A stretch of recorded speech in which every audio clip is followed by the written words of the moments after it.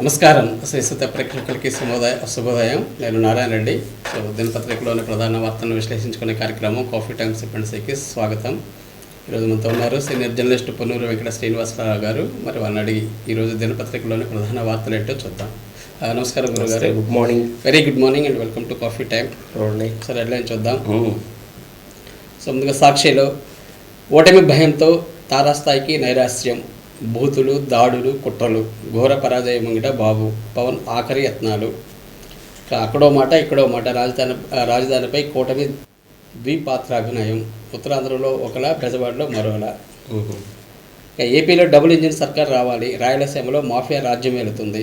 ఈ మాఫియాను ఎన్డీఏ ప్రభుత్వం అంతం చేస్తుంది, రాష్ట్ర వికాసమే నా లక్ష్యం. నిన్న విజయవాడ రోడ్ షోలో ప్రధాని వ్యాఖ్యలు.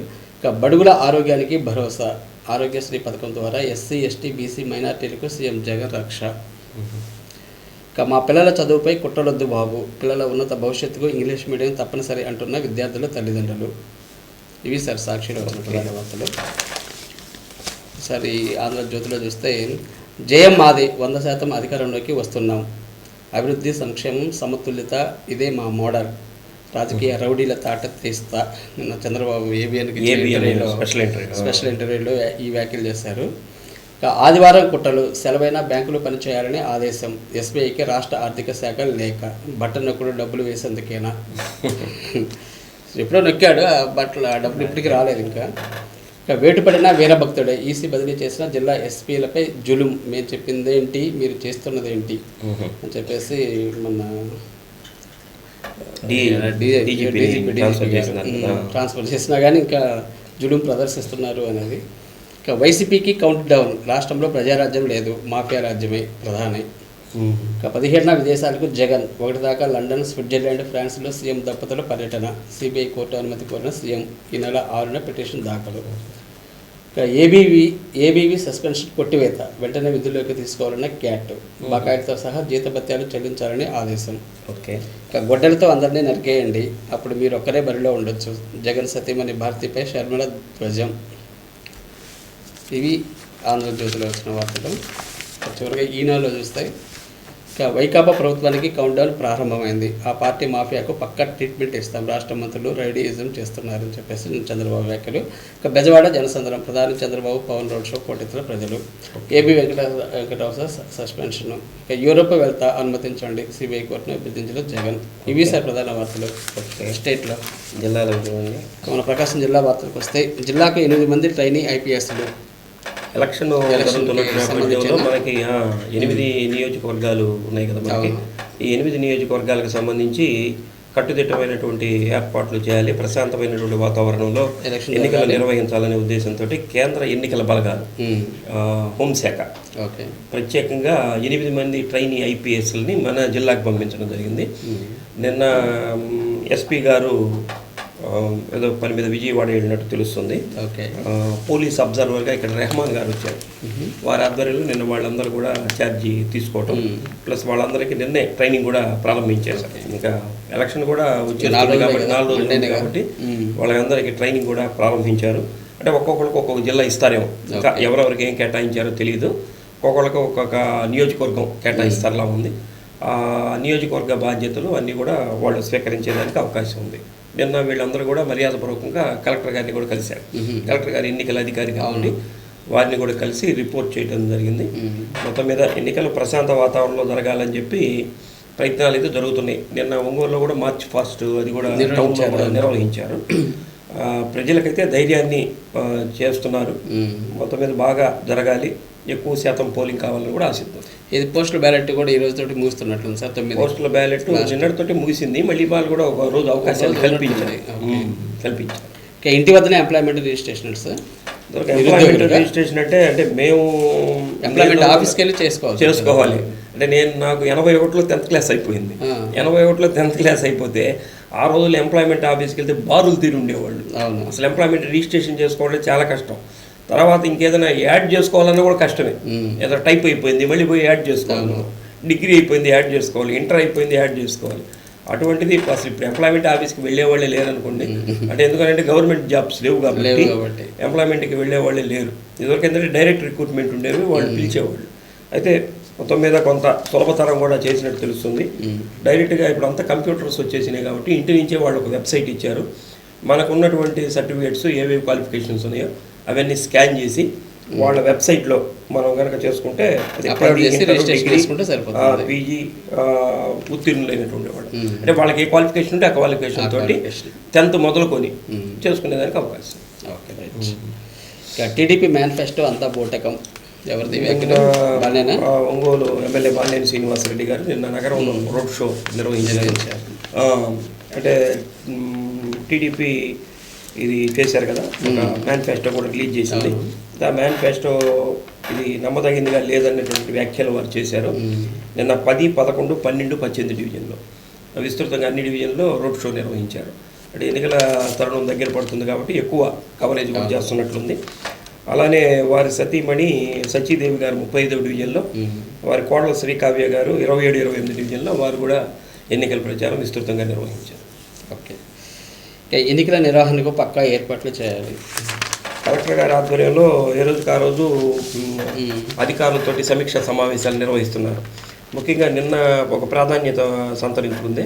అధికారులు, ఏఆర్ఓలు, ఎంపీడీఓలతో ప్రత్యేకంగా వాళ్ళతో ఒక సమావేశం నిర్వహించి ప్రతి కేంద్రంలో 2 ఉన్నాయనుకోండి పోలింగ్ కేంద్రాలు.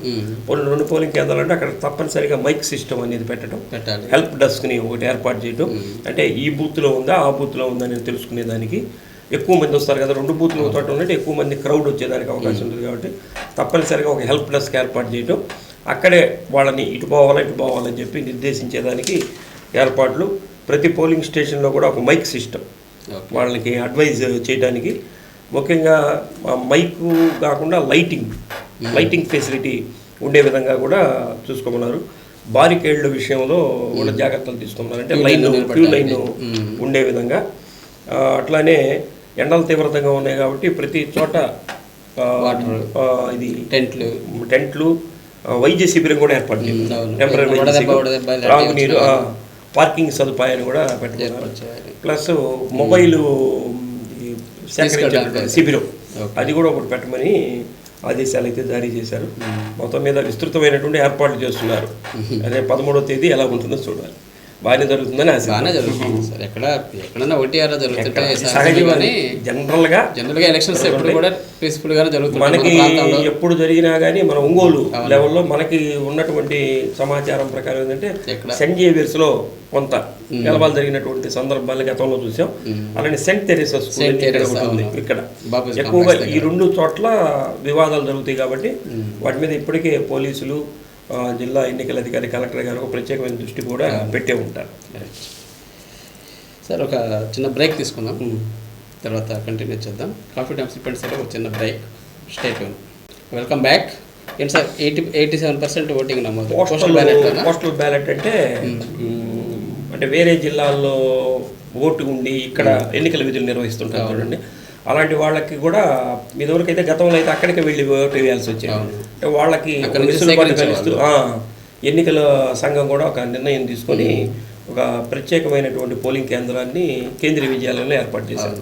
వాళ్ళకి 3 రోజులు కూడా అవకాశాన్ని కల్పించారు. దాంట్లోనే 87% అందరూ గతంలో ఎప్పుడు ఇంత కాలం ఓటింగ్ లేదు. మొత్తం మీద ఎంప్లాయీస్ మొత్తం మటుకు ఉత్సాహంగా వస్తున్నారు. 95% వరకు అయిందని కూడా సమాచారం ఉంది. ఇక్కడ 87% అయింది. ఇంకా కొంతమంది మిగిలి ఉన్నారు కాబట్టి వాళ్ళకు కూడా అవకాశాన్ని కల్పిస్తూ ఎన్నికల సంఘం ఈ రోజు కూడా ఎక్స్టెండ్ చేశారు. కాబట్టి ఈ రోజు కూడా నేడు కూడా పోస్టల్ బ్యాలెట్ అవకాశం కల్పిస్తూ అన్ని చోట్ల ఈ అవకాశాన్ని ఇస్తున్నారు. కాబట్టి ఎక్కువ మంది ఈ అవకాశాన్ని ఉపయోగించుకోవచ్చు. ఏదైనా గ్రేట్ సార్. అవేర్నెస్ బాగా క్రియేట్ చేశారు కాబట్టి దాన్ని బట్టి వస్తున్నారు. రేపు సాధారణమైనటువంటి ప్రజలు కూడా వస్తారని ఆశిద్దాం. ఎందుకంటే వాళ్ళు రావాలి, వీళ్ళకంటే ముఖ్యం. దీని మీద యాడ్స్ కూడా ఇస్తున్నారు. యాడ్స్ కూడా విస్తృతమైనటువంటి ఇస్తున్నారు కాబట్టి ప్రజల్లో ఒక అవగాహన వచ్చింది. తీర ప్రాంత గ్రామాలను అభివృద్ధి చేస్తాం. ఎవరిది? నిన్న బాలినేని శ్రీనివాసరెడ్డి గారు మన టీడీపీ తరఫున ఎంపీ అభ్యర్థి మాగుంట శ్రీనివాసరెడ్డి గారు, ఎమ్మెల్యే అభ్యర్థి దామచర్ల జనార్దన్ గారు నిన్న కొత్తపట్నం మండలంలో వారు ఎన్నికల ప్రచారం కూడా నిర్వహించారు. ముఖ్యంగా తీర ప్రాంత గ్రామాలంటే అక్కడ మత్స్యకారులు వాళ్ళందరూ ఉంటారు కాబట్టి ఆ ప్రాంతాల అభివృద్ధికి కృషి చేస్తాం. గతంలో చేసినటువంటి అభివృద్ధి కార్యక్రమాలు అవన్నీ కూడా వ్యక్తం చేయడం జరిగింది. రేపు రాబోయే ఎన్నికల్లో కొత్తపట్నం మండలంలో టీడీపీ అభ్యర్థిగా దామచర్ల జనార్దన్ గారికి, ఎంపీగా మాగుంట శ్రీనివాసరెడ్డి గారికి ఓట్లు వేసి గెలిపించాలని చెప్పి వారు ఎన్నికల ప్రచారం అయితే నిర్వహించారు అక్కడ. ఇంకా ఐటీఐలో ప్రవేశానికి దరఖాస్తులు సార్? ఐటీఐలో వాళ్ళకి మొన్న ఏదో సెట్ కూడా పెట్టారు, పాలీ సెట్ అది ఏదో కూడా పాలిటెక్నిక్. దీనికి ఐటీఐలో కూడా ప్రవేశానికి పెట్టారు. దీనికి సంబంధించి ఈ క్వాలిఫై అయిన వాళ్ళు ఉంటారు కదా, వాళ్ళని అప్లై చేసుకోమని చెప్పి దాని ప్రిన్సిపాల్ గారు వి నాగేశ్వరరావు గారు కోరుతున్నారు. ఇది కూడా అన్నీ ఆన్లైన్ ద్వారా అప్లై చేసుకోవటం, వాళ్ళ ఫిజికల్గా ఏదైతే ఆ డాక్యుమెంట్ ఉంటుందో దానిని తీసుకొచ్చి మనం ఎన్ని కేంద్రాల్లో అయినా అప్లై చేసుకోవచ్చు. ఎన్ని కేంద్రాల్లో కూడా ఆ కాపీని తీసుకొని అప్లై చేసుకోవచ్చు అని చెప్తున్నారు. దీనికి సంబంధించినటువంటి సెల్ నెంబర్ కూడా ఇచ్చారు. కాబట్టి ఈ అవకాశాన్ని ఐటీ చదివేటటువంటి విద్యార్థులు ఉపయోగించుకోవాల్సిందే కోరుతున్నారు. ఇక 10వ తేదీన చంద్రబాబు ఒంగోలు రాక, 10వ తేదీ మొన్న 11 అనుకున్నారు, ఎన్నికల ముగింపు ఇక్కడే చేస్తారు ప్రచారం అని అనుకున్నారు. అయితే ఒక రోజుకి ప్రీపోను అయినట్టు తెలుస్తుంది. 10వ తేదీ వస్తారట 7 గంటలకి సాయంత్రం. ఇక్కడే రోడ్ షో నిర్వహించి ఎన్నికల సభలో పాల్గొని తర్వాత ఇక్కడే నైట్ బస్ చేసి చిత్తూరు జిల్లా పూతలపట్టు నియోజకవర్గం ఉంది, అక్కడ ఎండింగ్ చేస్తారట్లుంది. అంటే వాళ్ళ సొంత నియోజకవర్గం కాబట్టి అక్కడ చిత్తూరు జిల్లా అక్కడ ముగింపు జరిగేటట్లుగా అయితే ప్లాన్ చేశారు. 10వ తేదీ చంద్రబాబు నాయుడు గారు ఒంగోలు వస్తున్నారు ఎన్నికల ప్రచారం. ఇంటర్ ఫెయిల్ అయిన విద్యార్థులకు తత్కాలం అంటే ఆల్రెడీ అయిపోయింది, ఇది అయిపోయింది. అడ్వాన్స్ సప్లిమెంటరీ పరీక్షలు కూడా ఫీజు కట్టుకోమని చెప్పి ఇచ్చారు. అయితే దాన్ని కూడా కట్టుకోలేని వాళ్ళు ఒక్కొక్కసారి అవకాశాన్ని కల్పించారు. అయితే తత్కాల్ స్కీమ్ అని పెట్టారు. అయితే దీని ఫీజు మటుకు అధికంగానే పెట్టారు. 3,000 రూపాయలు 3,000 పెట్టారు.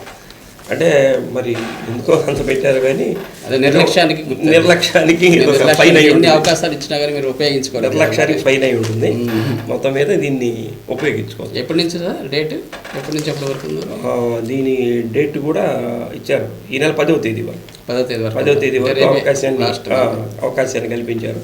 అంటే ఒకట్లేండి, దీంట్లో ఎలా ఉంటుందంటే రీవెరిఫికేషన్ చేయించుకుందామా వద్దా అని ఆగేవాళ్ళు ఉంటారు, మీమాంసలో ఉంటారు. అలాంటి వాళ్ళకి మళ్ళీ ఇంకొక అవకాశం కూడా ఇచ్చినట్టు తెలుస్తుంది.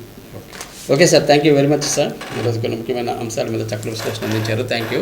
మరి ఇదండి ఈనాటి కాఫీ టాక్సీ పరిస్థితి కార్యక్రమం. తిరిగి రేపు 8:30 ఇదే కార్యక్రమంలో మరిన్ని తాజా వార్తలతో మీ ముందు ఉంటాం. చూస్తూ ఉండండి శ్రీ సత్య నెట్వర్క్. తప్పకుండా ఓటు హక్కును వినియోగించుకోండి. రేపు సోమవారం 13వ తేదీ. నమస్కారం.